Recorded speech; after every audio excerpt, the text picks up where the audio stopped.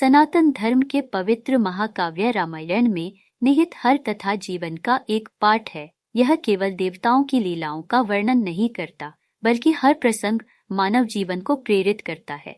आज हम आपको रामायण के सुंदर कांड से वह प्रेरणादायक कथा सुनाने जा रहे हैं, जिसमें हनुमान जी ने अपनी भक्ति, साहस और आत्मविश्वास से असंभव कार्य को संभव किया। यह कहानी सिर्फ एक कार्य की नहीं, बल्कि भक्ति और आत्मविश्वास के महत्व को समझाने का संदेश है। जब रावण माता सीता का हरण कर लंका ले गया, तब भगवान श्री राम ने वानराज सुग्रीव की सेना के साथ सीता माता की खोज शुरू की। दक्षिण दिशा में हनुमान जी, जामवंत, अंगद और अन्य वानर उनकी खोज में निकले। कई दिन और रात भटकने के बाद वे समुद्र किनारे पहुंचे। समस्या यह थी कि सीता माता जिस लंका में थी, वह इस विशाल समुद्र के उस पार थी। समुद्र 100 योजन चौड़ा था, इतना विशाल कि इसको पार करना लगभग। वानर सेना इस चुनौती से घबरा गई। भाइयों, हमें सोचना होगा कि समुद्र पार करने का साहस और शक्ति किसमें है। यह कार्य असाधारण पराक्रम और भक्ति का है। मैं 70 योजन तक छलांग लगा सकता हूँ, लेकिन वापस लौटने की शक्ति मुझमें नहीं होगी। हर कोई अपनी क्षमता का अनुमान लगाता रहा, लेकिन किसी में इतना साहस नहीं था कि वह इस चुनौती को स्वीकार करे। सभा में बैठे हनुमान जी मौन थे। उन्हें अपनी शक्ति का एहसास ही नहीं था। हनुमान जी वायु के पुत्र थे। उनके भीतर अद्वितीय शक्ति थी, लेकिन वह अपनी क्षमता को भूल चुके थे। तब जामवंत जी ने उन्हें उनकी शक्ति और कर्तव्य का स्मरण कराया। हे हनुमान, क्या तुम अपनी शक्ति भूल गए हो? तुम वायुपुत्र हो, अपार बलशाली हो। तुम में इतनी शक्ति है कि यह सारा समुद्र तुम्हारी छलांग का मात्र एक कदम बन सकता है। भगवान श्री राम के प्रति तुम्हारी भक्ति अपार है। तुम्हें असंभव को संभव करने के लिए जन्म दिया गया है। उठो और अपनी शक्ति को पहचानो। जामवंत जी के इन शब्दों ने हनुमान जी के भीतर छिपे आत्मविश्वास को जागृत कर दिया।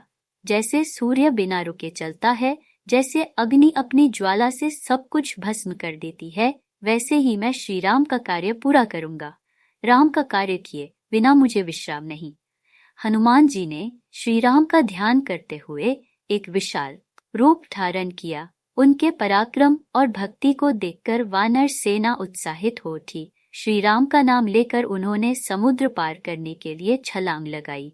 उनकी छलांग इतनी शक्तिशाली थी कि धरती कांप उठी, समुद्र के जल में लहरें उठी और हनुमान जी आकाश में उड़ते हुए लंका की ओर बढ़ने लगे। लेकिन समुद्र पार करना आसान नहीं था। उन्हें कई बाधाओं का सामना करना पड़ा। सबसे पहले सुरसा नाम की राक्षसी ने उनका मार्ग रोक लिया। हनुमान, मुझे देवताओं ने भेजा है, मैं तुम्हें खाए बिना नहीं जाने दूंगी। हे देवी, मैं राम का कार्य पूरा करने जा रहा हूँ। भोजन के लिए समय नहीं है, लेकिन आपकी इच्छा पूर्ति भी करूंगा। हनुमान जी ने अपनी बुद्धिमत्ता से अपना आकार छोटा किया और सुरसा के मुंह से निकलकर आगे बढ़ गए। इसके बाद सिंहिका नामक राक्षसी ने उन्हें रोकने की कोशिश की, लेकिन हनुमान जी ने उसे परास्त कर दिया। हनुमान जी ने अपनी भक्ति और आत्मविश्वास से हर बाधा को पार किया और लंका पहुंच गए। अशोक वाटिका में उन्होंने माता सीता को देखा। उनके दर्शन के बाद उन्होंने भगवान श्री राम का संदेश पहुंचाया और माता सीता को सांत्वना दी। माता, श्री राम जल्द ही आपको मुक्त करेंगे। आपका कष्ट समाप्त होने वाला है। हनुमान जी ने लंका में अपनी बुद्धि और साहस का परिचय दिया। उन्होंने रावण को भी चेतावनी दी और लंका को जलाकर बुराई को चुनौती दी। हनुमान जी की ये कथा हमें सिखाती है कि जीवन में चाहे कितनी भी कठिनाई आए, यदि हमारी भक्ति सच्ची है और आत्मविश्वास प्रबल है, तो कोई भी कार्य असंभव नहीं है। हनुमान जी के जीवन से हमें यह सीख मिलती है कि भक्ति और आत्मविश्वास के बल पर हम किसी भी चुनौती का सामना कर सकते हैं। यह कथा हमें हर परिस्थिति में धैर्य और साहस के साथ आगे बढ़ने की प्रेरणा देती है। जय श्री राम, जय हनुमान। अगर आपको यह कथा प्रेरणादायक लगी हो तो हमारे चैनल सनातन धर्म को सब्सक्राइब करें और इस वीडियो को ज्यादा से ज्यादा लोगों तक पहुंचाएं। सनातन धर्म की ऐसी ही अद्भुत कहानियों के लिए जुड़े रहिए। जय श्री राम, जय हनुमान।